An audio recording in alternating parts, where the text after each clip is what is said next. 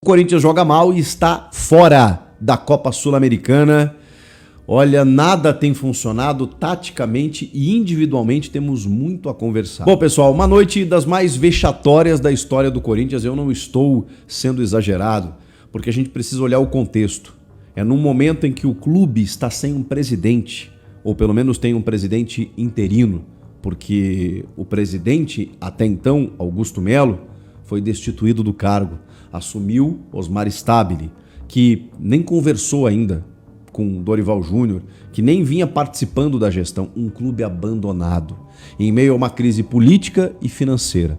O time pode fazer a sua parte, até pelo investimento que tem, e quando vai para o campo de jogo, na Copa Sul-Americana especialmente, simplesmente não representa o torcedor. Cara, o torcedor do Corinthians, ele é exigente, mas ele exige coisas básicas, como, por exemplo, você correr, você se entregar, você representar aquele torcedor que ficou até tarde com a TV ligada, ou que viajou para a Argentina para assistir essa atrocidade que foi esse jogo. Que jogo horroroso. Nada funciona. O Dorival Júnior, o qual respeito e tenho muita admiração pelo profissional que é, pelos trabalhos que ele realizou, é fato que ele não conseguiu ainda desenvolver o seu trabalho no Corinthians.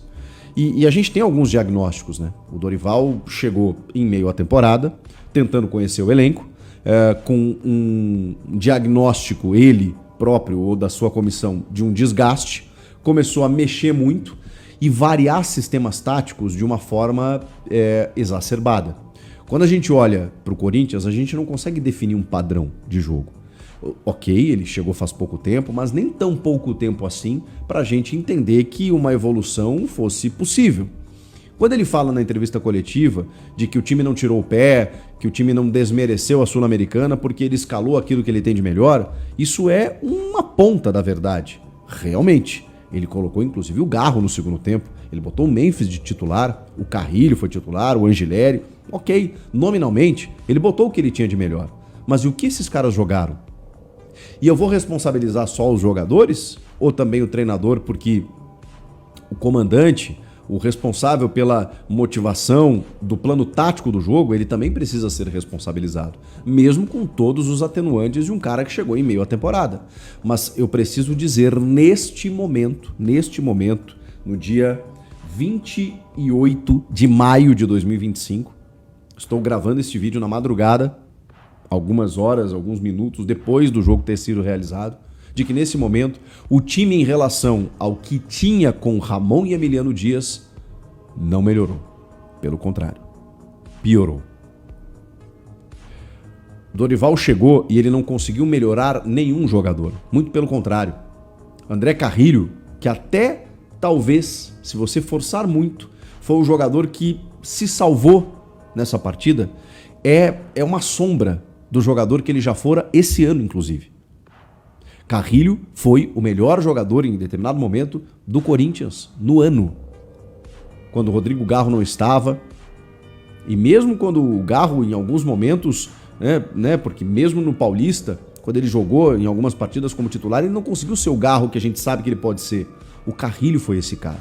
O Carrilho fazia o time jogar com virtuose técnica, com construção de jogo, com criatividade. Cadê esse cara?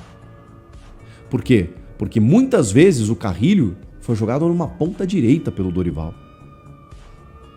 O Dorival que determinou que o Maicon deveria ser primeiro volante, não nesse jogo. Nesse jogo, Martínez e o Ranieri se revezavam e muitas vezes o Ranieri estava dentro da área para concluir. O time está bagunçado. O Romero, individualmente, inexistiu, e o mesmo posso dizer do Memphis, que tô tentando colocar vírgulas aqui, atenuantes, porque ele também tá voltando de lesão. Mas na hora do jogo grande, do jogo decisivo, eu vou cobrar do jogador grande, do jogador que tem que ser decisivo. E o Memphis não foi. O Rodrigo Garro, quando entra no segundo tempo, ele foi um facho de luz no gramado. De criação, de técnica, de alguma novidade, de algum frescor. Ele bate uma falta, o goleiro cai para dentro do gol, quase que ele consegue marcar um gol com minutos em campo. Depois ele cobra o escanteio com perigo. Depois ele tenta algumas viradas de jogo, alguma finalização que explode na defesa. O Garro, que a gente conhece. o cara da finalização, o cara envolvido com o jogo, o cara que busca o confronto. O Garro entrou e caramba, você vê, meu Deus, como faz falta. Foi a única coisa de boa que aconteceu. O Hugo Souza fez uma defesa importante no primeiro tempo, não teve culpa no gol, né? O cara conclui no meio de uma área em que a bola cruza, é verdade, ela passa pelos dois defensores e o Thales Magno, que havia entrado no segundo tempo, erra o tempo de bola. O Thales Magno é uma incógnita, né? Porque ele também já vinha mal. Não é novidade ele estar mal com o Dorival, mas como o time não funciona, individualmente ele também não evolui. Mas é incrível, o Thales Magno erra tudo que tenta. Como o Romero, como o Memphis, é que nesse jogo pouca gente se salvou. Então assim, tá difícil. Tá difícil porque o time piorou, nenhum jogador melhora, as conexões não existem, taticamente é um time inconsistente e individualmente muitas falhas. E aí quando você vai, isso mais no micro, tá? Mas quando você vai no macro, é um Corinthians sem presidente, depois de um processo de impeachment, implodido por uma crise política e financeira, que está eliminado da Copa Sul-Americana na primeira fase, em que apenas o primeiro vai para as oitavas, o segundo já seria ruim, porque ele vai para playoffs, e o terceiro, que é o caso do Corinthians, está fora. Não tem chance de mais nada. O Corinthians encerra uma parte do seu calendário em maio. O Corinthians cai da pré-Libertadores, na segunda fase que disputa, depois de jogos horrorosos contra a Universidade Central da Venezuela, um time semi-amador, cai para o Barcelona de Guayaquil, que termina em quarto na fase de grupos da Libertadores, termina em último. O Corinthians foi eliminado por esse Barcelona de Guayaquil. Pois é. Aí cai na Sul-Americana e desdenha da competição. Naturalmente. Não adianta o Dorival me dizer que escalou o que tinha de melhor. O jogador tirou o pé. Os jogadores não queriam. Não estão nem aí.